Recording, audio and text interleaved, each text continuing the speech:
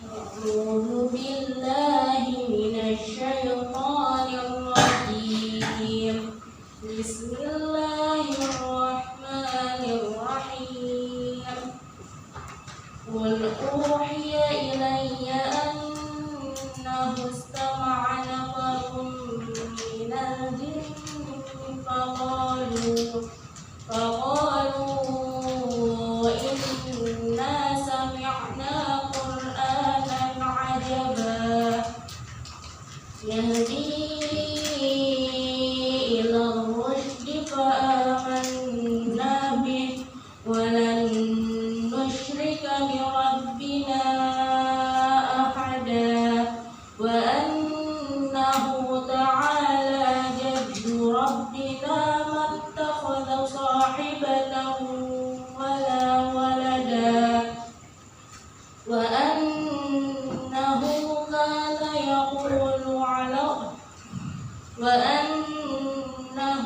كان يقول سفيهنا على الله شططا وأنا ظننا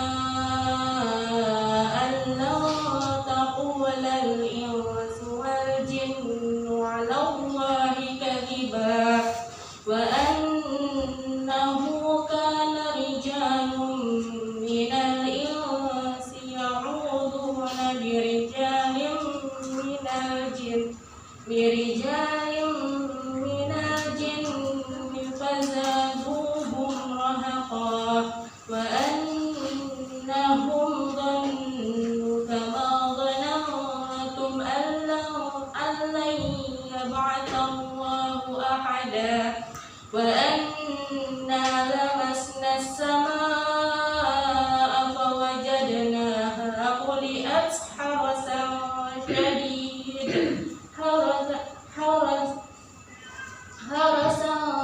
شديدا وشهبا وأنا كنا نقعد منها مقاعد للسمع فمن يستمع الآن يجد له شهابا رشدا وأنا كنا نقعد منها مقاعد للسمع فمن يستمع الآن يجد له شهابا رصدا وأنا لا ندري أشر أريد بمن في الأرض أم أراد بهم ربهم رشدا وأنا منا الصالحون ومنا دون ذلك كنا طرائق قددا وأنا ظننا أن لن نعجز الله في الأرض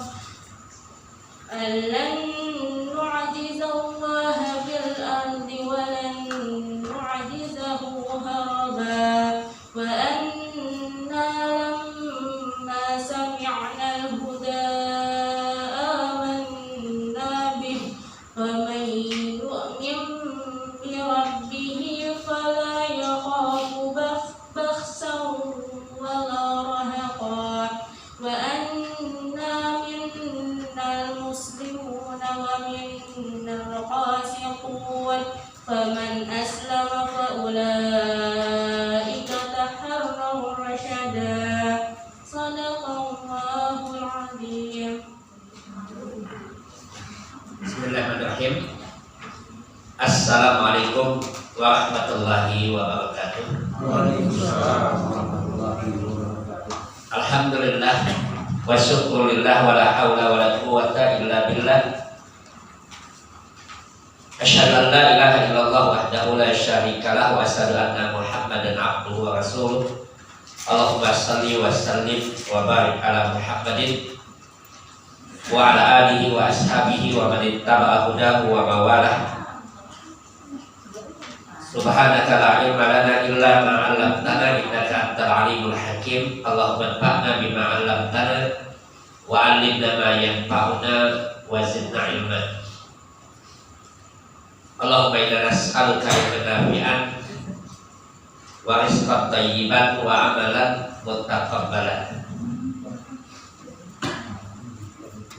Ikhwani wa akhwati fillah, azani Allah wa iyyakum. Alhamdulillah, puji syukur kita panjatkan kepada Allah Subhanahu wa taala. Salawat dan salam kepada Nabi Muhammad sallallahu alaihi wasallam, keluarganya, para sahabatnya, dan siapa saja yang mengikutinya hingga yaumul qiyamah. Pada kajian yang lalu kita membahas tentang permasalahan doa. Jadi seputar permasalahan doa yang kita ambil dari tanya jawab agama yang dikeluarkan oleh MTTP. Kalau dulu disebut dengan Majelis Tarjih, lalu kemudian ada perubahan nama menjadi Majelis Tarjih dan Tajdid serta Pemikiran Islam yang dikeluarkan oleh pimpinan pusat Muhammadiyah. Dan materinya baru sempat saya kirim. Pada kesempatan malam hari ini kita masih mengambil pada kitab dari tanya jawab agama tadi, yaitu seputar permasalahan doa. Yang ini juga pertanyaan yang berkait dengan fikih, Kita tahu bahwa yang dimaksudkan dengan fikih itu dia adalah berarti pemahaman.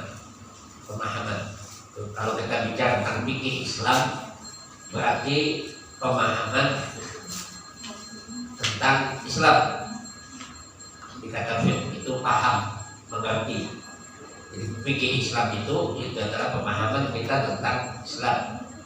Yang secara khusus bahwa istilah fikih itu lebih condong kepada bahasan-bahasan permasalahan ibadah. Kalau dalam Ma'rifatuddin yang disebutkan oleh putusan tarjih itu, yaitu Ma'rifatuddin, pengetahuan kita tentang din, tentang agama itu, bahwa kandungan agama itu pertama adalah akidah, itu yang bersifat ketuhanan, bersifat tentang keimanan, yang bersifat tentang tauhid. Kalau dalam akidah itu masuk dalam ruang lingkup tentang Tuhan, tentang para nabi, tentang hari akhir, tentang alam gaib. Itu masuk dalam bahasan akidah. Yang kedua, bahasan ibadah. Dan ibadah itu yang sering disebut dengan fikih. Sering disebut dengan istilah fikih. Yang ketiga adalah berkaitan tentang muamalat dunyawiyah. Muamalat dunyawiyah yang itu lebih sering disebut dengan fikih sosial. Fikih sosial. Dan yang keempat adalah tentang akhlak atau tentang adab. Nah, pertanyaan yang sering muncul dan ini menjadi bahasan fikih dalam permasalahan doa yang ada di masyarakat kita, yang ada di masyarakat kita adalah tentang permasalahan membaca atau melafadzkan niat. Mudah-mudahan kita bisa kaji pada kesempatan ini, yaitu tentang permasalahan melafadzkan niat dan berkaitan tentang permasalahan qunut. Dua hal yang seringkali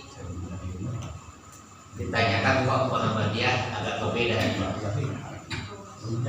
Kalau tanya apa, saya beberapa kali mengisi kegiatan IPM, lalu saya awali apa yang kalian ketahui perbedaan Muhammadiyah dengan yang lain. Selalu hampir 80% siswa itu menjawab Muhammadiyah nggak pakai usoli. Cirinya. Kalau kunut masih sekitar 30% yang menjawab itu. Tapi kalau usoli hampir 80% siswa itu tanya apa bedanya Muhammadiyah. Muhammadiyah nggak pakai usoli. Yang kedua adalah lembarannya beda. Itu hal yang seringkali saya tanya, saya awali, kamu tahu tentang Muhammadiyah apa? Itu aja jawabannya. Nah itu menjadi penting bagi kita, karena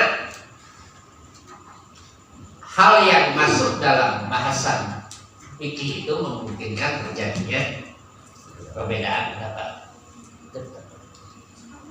Jadi beda dengan ranah akidah.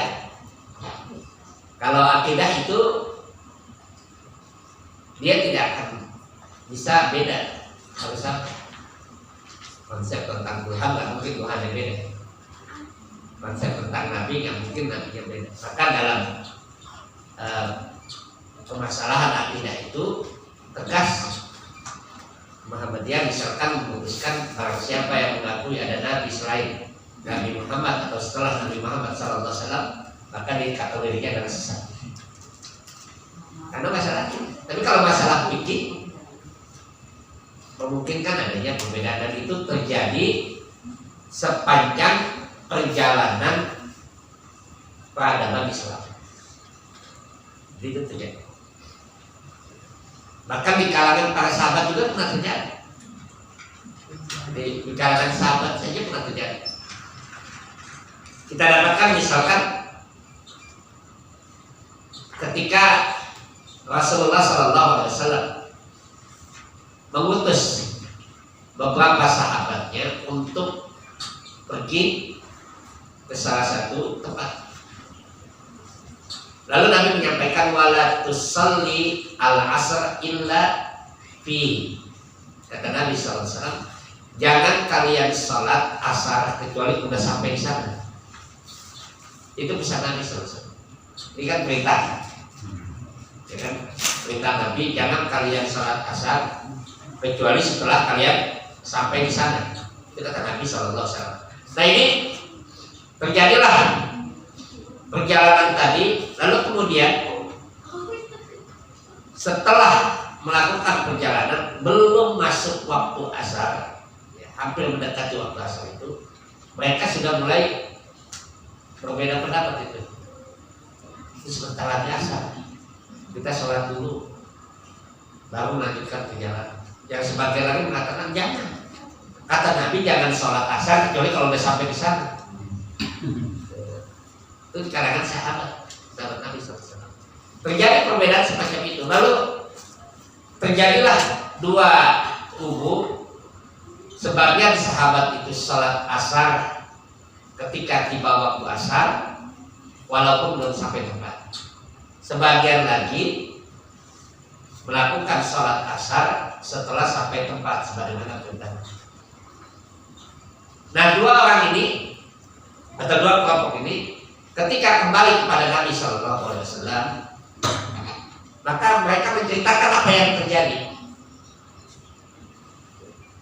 Kami tadi sholat asar ketika azan. Kenapa? Karena kalau udah masuk waktu sholat ya harus sholat.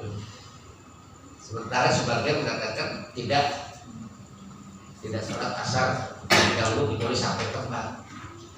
Apa jawaban Nabi SAW? Nabi tidak menyalahkan dua-duanya, atau tidak membenarkan dua-duanya, atau membenarkan salah satunya, atau menyalahkan salah satunya. Tapi kata Nabi SAW, man shallal asar, barang siapa yang salat asar ketika waktunya, kata Nabi SAW, falahu ajr, maka baginya ganjaran. Wa man shallal asar, dan siapa yang salat asar setelah sampai di tempat itu, maka baginya mereka yang mengikuti itu. Jadi dua-duanya dianggap benar oleh Nabi SAW. Dua-duanya tidak disalahkan. Dianggap benar dua-duanya oleh Nabi SAW. Kenapa? Karena kedua hal itu kalau dalam teks sekarang ini kita akan dapati bahwa dua hal itu adalah mereka sebagian yang memahami hadis Nabi secara tekstual apa adanya. Jangan sholat asar kecuali sampai di tempat, ya udah tekstual. Kalau sampai tempat baru sholat asar. Itu kata Nabi. Tapi sebagian sahabat memahami hadis tadi, memahami ucapan Nabi itu secara kontekstual. Apa artinya? Dipahami oleh para sahabat tadi bahwa ucapan Nabi itu bukan melarang sholat asar, tetapi menyuruh kita bergegas untuk ke sana. Jadi bercepat-cepat sana sehingga tiba waktu asar itu sudah sampai sana. Ini kan dua hal yang sampai sekarang masih terjadi, ada yang tekstual dan kontekstual. Ada yang mengatakan larangan menutup mata kaki, melabuhkan kain bagi laki-laki sampai menutup mata kaki. Hadisnya jelas itu. Kata Nabi SAW, barang siapa yang memanjangkan kainnya, barang siapa izawahu, memanjangkan kainnya sampai menutup mata kaki palakuna, maka baginya neraka. Hadis Nabi jelas, bagi laki-laki yang memanjangkan kainnya sampai mata kakinya, menutup mata kakinya palakuna, maka baginya neraka. Itu secara teks. Wow.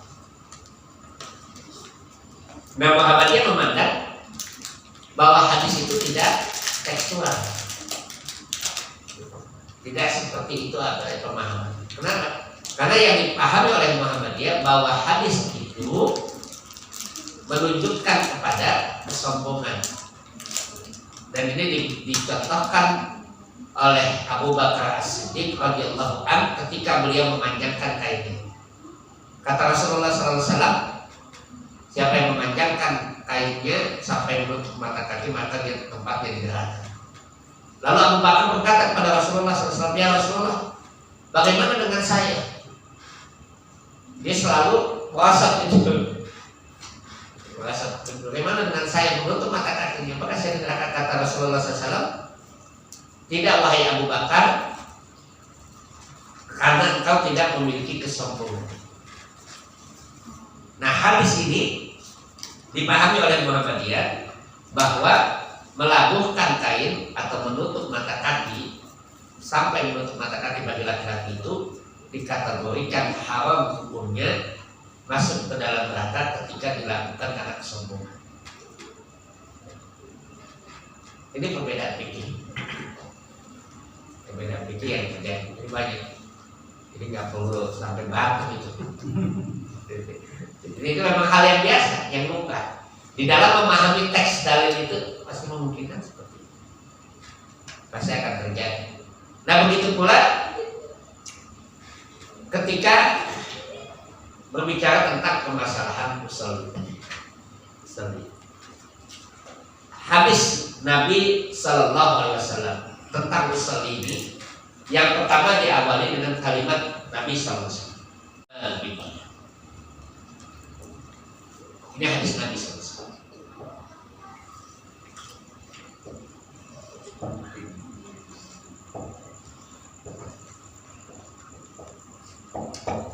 Sampai akhir, hadisnya panjang. Innamal a'malu binniyat. Hanyalah amal-amal itu, amal perbuatan itu binniyat, dengan niat. Dengan niat. Ini teks hadis Nabi. Wa innamal likulli imri'in ma nawa. Nanti hadis berikutnya wa innamal likulli imri'in ma nawa. Kata Nabi SAW, dan setiap orang itu dinilai tergantung pada niat. Nah, ini lafaz hadis yang pertama tentang niat.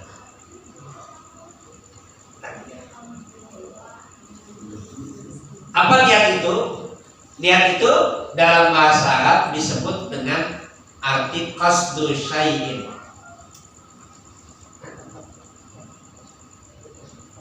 Muqtarinan bil fi'li. Bahwa yang dimaksudkan dengan niat itu qasdu, maksud, qasdu, tujuan, syai'in sesuatu, muqtarinan yang dinyatakan, yang disesuaikan bil fi'li dengan perbuatan. Itu niat. Jadi maksudnya apa? Saya sholat maksudnya apa? Itu niat. Nah, maka dengan hadis ini, dengan definisi ini, para ulama sepakat bahwa niat itu dalam amal hukumnya adalah wajib. Wajib. Orang melakukan apapun sholat dia wajib niat. Wajib kan? Maka dalam fikih itu ijtima atau ijma, ya, ijma ulama itu annan niat wajib, bahwa niat itu wajib likuli amal, untuk semua. Muhammadiyah itu bagaimana keputusan dia? Tetap wajib. Bagi Muhammadiyah niat itu tetap wajib dilakukan dari semua. Tidak sama kalau tidak ada niat. Jadi harus ada niat. Kita makan juga pakai niat. Masa ada orang makan nggak sengaja? Gimana tuh makan? Saya makan nggak sengaja pakai kenyang. Nah, pakai niat makan, minum, pakai niat. Salat kita dengan niat. Saya mau salat apa? Asar, salat dulu, salat maghrib. Itu dengan niat. Puasa itu dengan niat. Puasa apa? Puasa sunnah, puasa wajib, puasa Ramadan atau puasa nazar, itu dengan niat, harus ada niat. Maka ijma sepakat para ulama bahwa anan niata wajib, bahwa niat itu adalah wajib likulil a'mal, bagi setiap amal, termasuk amal. Hanya yang membedakan nanti terkait dengan talafut. Ini yang ittifaq tadi, sepakat tadi. Yang berbeda nanti adalah tentang talafut. Talafut niat. Talafut itu apa? Melafatkan niat. Ini yang terjadi perbedaan. Jadi kalau Muhammadiyah nggak baca usul itu bukan niatnya. Niatnya tetap sama. Kalau kita itu berniat untuk sholat, berniat untuk puasa. Tetapi talafut niat itu diperselisihkan oleh para ulama. Melafatkan niat itu apakah harus hukumnya itu wajib atau sunnah atau mustahab atau mubah atau bid'ah. Maksudnya sama. Itu yang diperselisihkan oleh para ulama. Tapi kalau niatnya wajib sudah selesai, nggak ada yang beda itu. Mau Muhammadiyah, mau NU, mau apa sama. Karena dasar tadi innamal a'malu binniyat wa innamal likulli imrin ma nawa. Ini yang diperselisihkan lah niatnya tadi. Apakah dia wajib atau tidak? Ataukah dia sunnah ataukah dia mustahab? Mustahab itu dalam istilah fikih itu bahwa mustahab itu kedudukannya itu di bawah sunnah, disukai, ataukah mubah saja, ataukah dia masuk yang bid'ah. Kalau bid'ah itu sudah kullu bid'atin dolalah wa kullu dolalatin finnar. Nah ini yang berbeda. Harusnya gitu. Nah pertanyaan yang muncul dalam tanya jawab agama itu, ini pernah dimuat di Suara Muhammadiyah. Itu pertanyaannya adalah bahwa ada cara seorang dai dari majelis tarjih wilayah mengeluarkan pendapat bahwa hukum membaca usolih itu boleh atau mubah?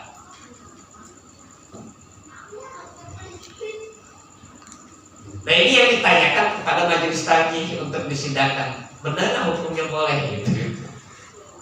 Jadi kalau hukumnya boleh, berarti tidak salah orang yang membaca. Ini yang dipertanyakan. Bagaimana pandangan tajih tadi itu tentang melafadzkan usolih? Apakah hukumnya boleh-boleh saja? Nah nanti dalam tanya jawab agama jilid yang ke-6 ini kita akan mendapatkan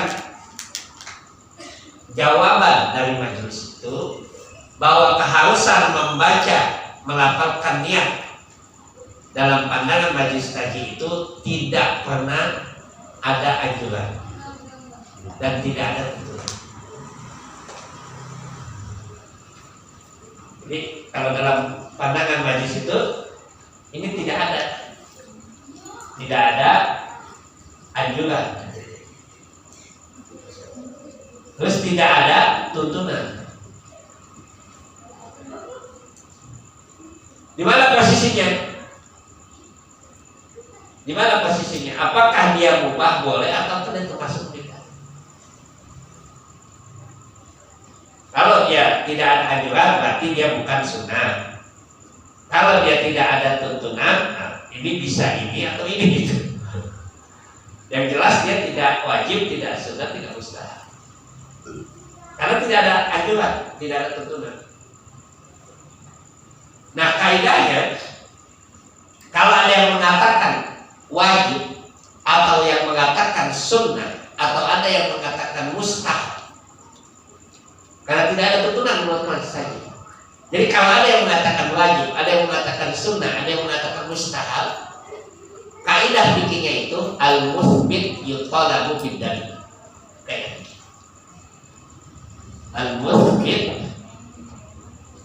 al-musbitu yutalabu bid-dalil. Ini kaidah fikih. Kaidah kuliah. Orang yang menetapkan sesuatu al-musbitu yutalabu dituntut bid-dalil, membawakan argumentasi. Kalau dia mengatakan wajib, mana argumentasi? Kalau dia mengatakan sunnah, mana argumentasi? Kalau dia mengatakan mustahab, mana argumentasi? Berarti selama tidak ada dalil, maka kaidahnya tidak ada aturan, tidak ada tuntunan. Nah, tinggal hukumnya apakah boleh ataukah dia masuk ke kategori bid'ah. Kita harus memahami apa yang dimaksudkan dengan ini. Kalau mubah kan boleh-boleh saja. Baca tidak baca ya boleh saja. Nah, hukum apakah dia mubah atau bid'ah, kita harus memahami apa yang dimaksudkan dengan bid'ah. Bid'ah itu adalah bada'a syai', mengawali sesuatu, memulai sesuatu tanpa ada contoh, yang dilakukan terus-menerus dari bagian awal.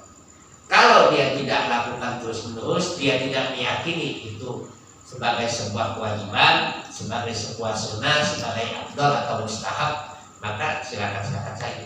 Tapi kalau belum baca itu ada yang kurang, nah ini masalah. Dia yang menjadi masalah. Jadi tidak menjadi masalah. Maka hukumnya ya secara hukumnya silakan aja. Tapi jangan jadikan itu sebagai tuntunan. Dan kalau itu dilakukan terus-menerus, harus membawakan kenapa? Kayaknya nggak enak aja bacanya. Kayak kalau di kampung itu kan biasanya pas mau puasa bacanya begitu. Ya. Nawaitu an asuma Ramadan fi hadhihi sahr. Langsung niatnya 1 bulan penuh. Dibaca. Biasanya dibaca setelah tarawih gitu. terawih. Kalau ada yang masuk bulan Ramadan itu dibaca di awal Ramadan, dan yang niat setiap harinya itu dibaca selesai terawih. Nama itu sholat godin, ya, itu dibaca. Nah, kalau itu menjadi rutinitas, diyakini ya, sebagai sebuah tuntunan, diyakini sebagai sebuah kewajiban atau mustahab atau sunnah, yutolabu bidalil tadi, dituntut pada dalil. Kalau nggak ada dalilnya jangan. Selesai. Nah, ini alasan kenapa Muhammadiyah tidak menggunakan itu, karena memang tidak ada. Jadi kalau tertanya, jangan sampai nanti bingung. Terus kalau ada yang melakukan ya, kalau dia melakukan, kenapa melakukan? Ada dalilnya kan? Kagak, nggak enak aja. Ya udah sudah, kalau kamu nggak enak aja nggak. Tapi kalau misalkan dia katakan, oh ini wajib, nggak sah sholatnya. Nah, ini membutuhkan kepada dalil. Jelas ya, jadi cara memandang kepada dalil tadi. Maka dalam putusan tadi itu disebutkan begini kaidahnya. Ketika akan salat, tidak kunta ila salati. Apabila kalian akan salat, faqul Allahu Akbar. Maka ucapkanlah Allahu Akbar mukhlishan bi niyatillah. Ikhlaskan Allah Subhanahu wa taala. Jadi mengawali dengan takbir sudah selesai. Niatnya di mana? Dalam hati. Kapan niatnya itu? Ya ketika kita akan salat juga sudah termasuk di takbiran jumlah itu ya. Nah, ini berkaitan dengan usul tadi. Berkaitan dengan usul tadi. Yang kedua, permasalahan nanti yang kita lihat itu adalah tentang kunut. Nah, ini yang saya membedakan dua hal. Terutama kunut subuh. Terutama kunut subuh. Apa sih yang dimaksudkan dengan kunut? Yang dimaksudkan dengan kunut itu diambil dari kawanata. Kawanata yang nutu.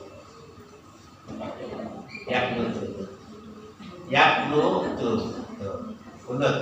Kawanata yang nutu. Kunutan.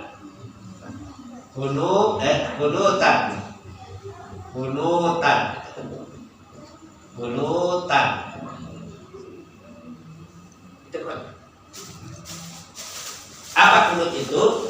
Berdiri yang lama. Itu artinya. Yang dimaksudkan dengan kunut itu diam, berdiri yang lama, itu kunut. Dalam ayatnya surat An-Nahl ayat 125. Karena Ibrahim qanitan lillah. Ibrahim itu orang yang kunut. Yaitu apa? Berdiri yang lama untuk beribadah kepada Allah Subhanahu wa taala. Taat tunduk. Itu qanitan. Nah, dalam hadisnya Nabi menyebutkan kepada kita, afdhalus salat tulil kunut. Dan ini disebutkan dalam tarikh. Afdhalus salat, salat yang paling luar biasa, yang paling afdal itu adalah kunut yang lama. Apa arti kunut di situ maksudnya? Afdhalus salat tulul kunut.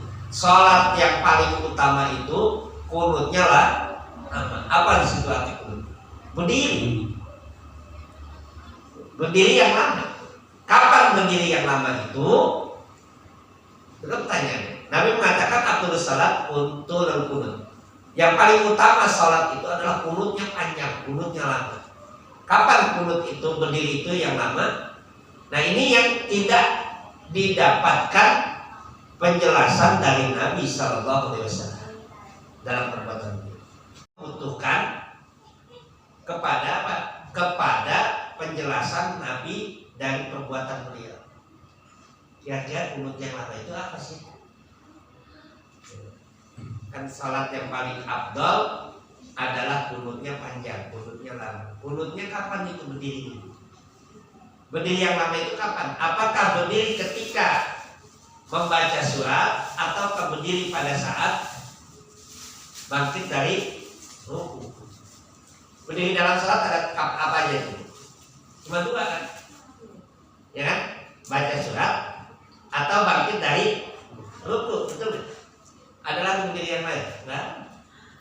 Cuma dua saja. Nah, kunut yang di situ dimaksudkan apa? Berdiri yang lama itu kapan berdiri yang lama itu?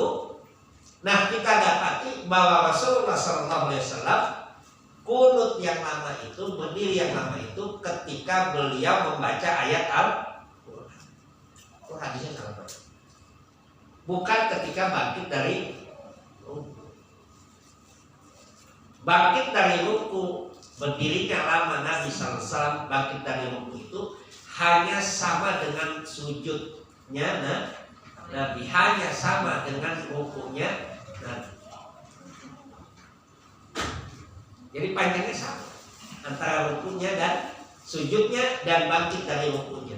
Tidak sepanjang berdiri dalam membaca surat.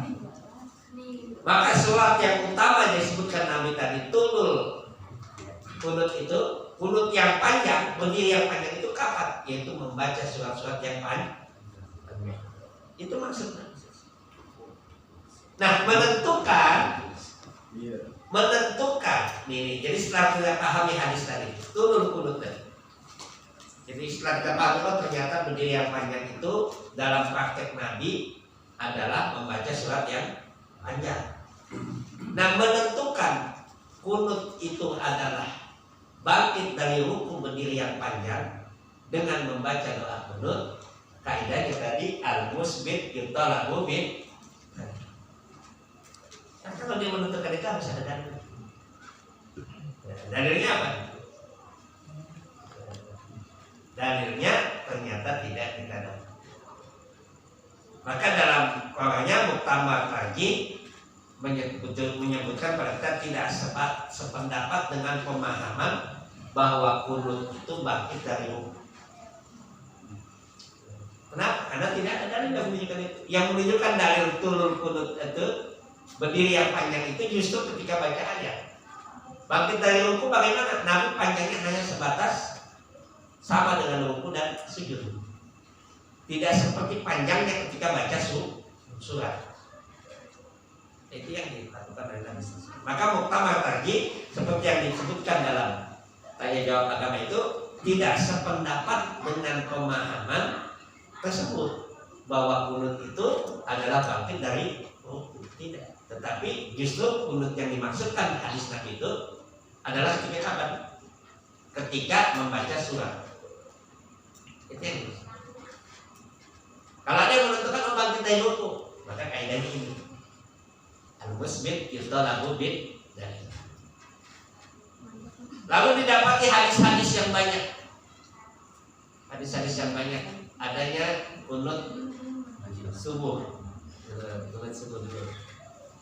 Doanya Allahumma ini iman hadai wa tawallani iman tawallai wa barik lana fima a'tait wa qina bi rahmatika syarra ma qadait fa innaka taqdi wa la yuqda 'alaik. Terus ada yang apa lagi? Ada yang apa? Itu kita dapat di hadis ini. Bagaimana pandangan Muhammadiyah? Dalam pandangan Muhammadiyah, hadis-hadis bacaan itu dianggap lemah dalam penelitian Muhammadiyah, dan ini bisa dilihat pada himpunan putusan tarjih halaman 369. Dianggap ada hadisnya memang bahwa Nabi SAW membaca itu Allahumma dini iman ta'ib wa tawallani iman tawallani wa qina bi rahmatika syarra ma qadait. Dan ternyata dalam pandangan Muhammadiyah hadisnya itu setelah diteliti ada kelemahan dalam hadisnya. Kalau dia lemah tidak boleh diamalkan. Pertanyaan lagi muncul, bagaimana kalau kita sholat dengan orang yang pakai kunut? Sah nggak sholat? Ya sah, tetap sah. Coba bagaimana sikap kita? Apakah ikut mengangkat tangan atau tidak? Karena ada sebagian orang yang nggak enak mau angkat tangan juga. Ya, itu yang terjadi. Mau nggak mau ngambilin juga gitu kan untuk baca doa yang sudah ambilin juga deh. Nah kalau itu dianggap tidak sah, kalau itu dianggap tidak sah, maka tidak boleh diamalkan. Kalau tidak diamalkan, imam mengamalkan apa yang kita lakukan, kita diam. Kita berdiri yang panjang, sudah diam menunggu imam menyelesaikan tuh penuh.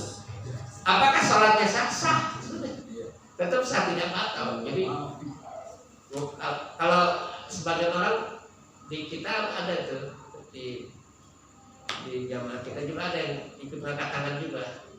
Argumentasinya yang mengikuti imam. Ya kan dalilnya gitu. Innama ju'ilal imamu liyutamma bihi.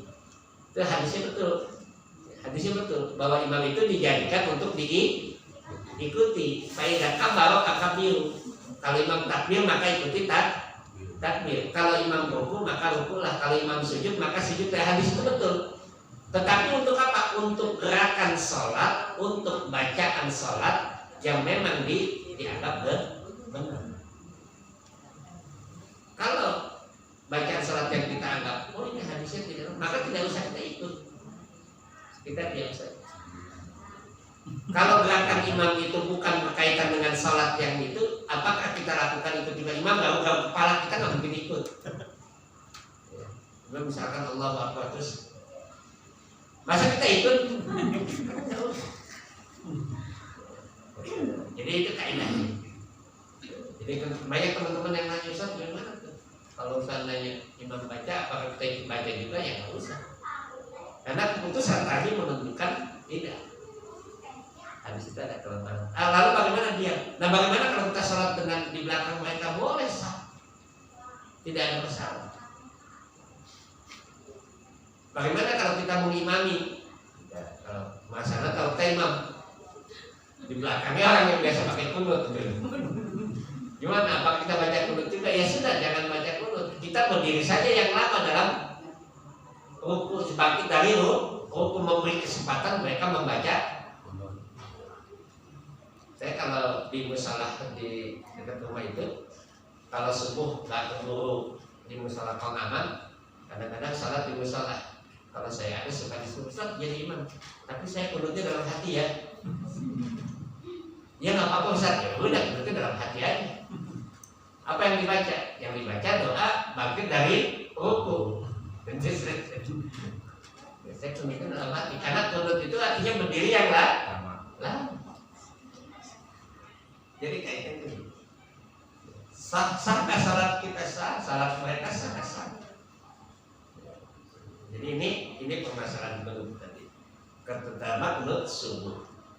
Adapun kunut nazilah, bahwa dalam banyak hadis Rasulullah SAW melakukan kunut nazilah. Kapan itu? Di antaranya bahwa Rasulullah SAW melakukan kunut nazilah ketika apa? Ketika terbunuhnya 70 orang penghafal Quran. Maka Rasulullah kunut nazilah itu. Nazilah itu artinya apa? Turun. Ya, kunut berdiri lama. Rasulullah SAW membaca doa, meminta agar diturunkan azab buat mereka. Itu namanya nazilah. Nazilah itu kan artinya turun.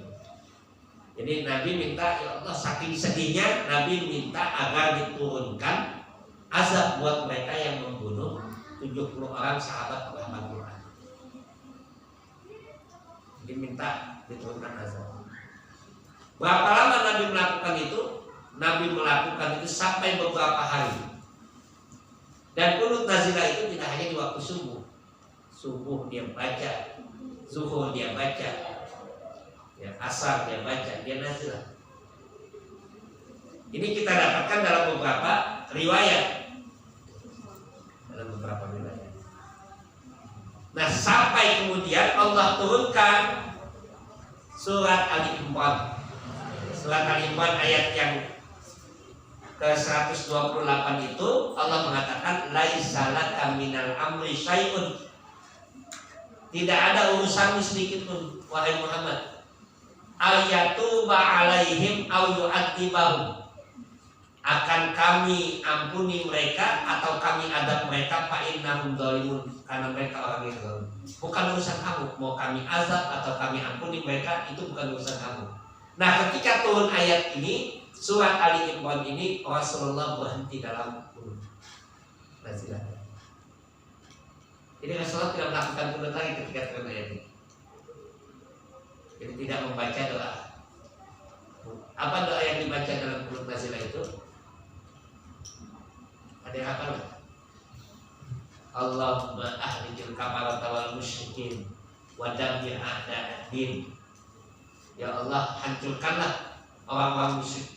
Begitu. Nabi minta itu. Nah, ini Nabi melakukan kunut nazilah tadi. Tapi berhenti ketika turun surat Ali Imran tadi. Tidak dilakukan lagi oleh Nabi. Nah, peristiwa ini memberikan dua pemahaman. Satu, bahwa kunut nazilah tidak boleh diamalkan lagi karena Nabi berhenti. Yang kedua, boleh dikerjakan dengan tidak menggunakan kata kutukan. Boleh dikerjakan. Kapan dikerjakan kunut nazilah itu? Ketika ada peristiwa yang besar. Peristiwa yang besar itu terjadi yang merugikan kaum muslimin, maka dilakukan kunut nazilah. Kemarin waktu wabah pandemi ada kunut nazilah itu, himbauan MUI itu ya, itu kunut nazilah. Jangan ada kata azab, tapi minta untuk diangkat bala, ya, dihilangkan bala, diberikan kesehatan, diberikan kemudahan. Itu kunut nazilah. Ketika ada peristiwa saudara-saudara kita di Palestina, di Kashmir, di mana lagi, di beberapa wilayah di Bangladesh, ya, di India, ya. Kemudian di mana lagi, di India sampai misalkan Masjid Ayodhya, ya, dibakar dan ada yang salat. Ketika ada peristiwa-peristiwa besar itu, boleh kita melakukan kunut yang disebut dengan kunut nazilah. Tapi tidak sampai panjang terus menerus, tidak. Kenapa? Karena Nabi berhenti pada turun ayat. Jadi tidak lama kita ini, hanya peristiwa-peristiwa penting. Sama seperti istighosah. Istighosah itu dilakukan oleh Nabi, minta tolong pada Allah dengan sungguh-sungguh ketika terjadi peristiwa besar. Nabi akan menghadapi perang Badar, maka Nabi beristighosah. Sampai Nabi bermohon, selendangnya jatuh, Abu Bakar mengatakan cukup ya Rasulullah, cukup. Jadi yang itu. Nah, ini kunut nazilah.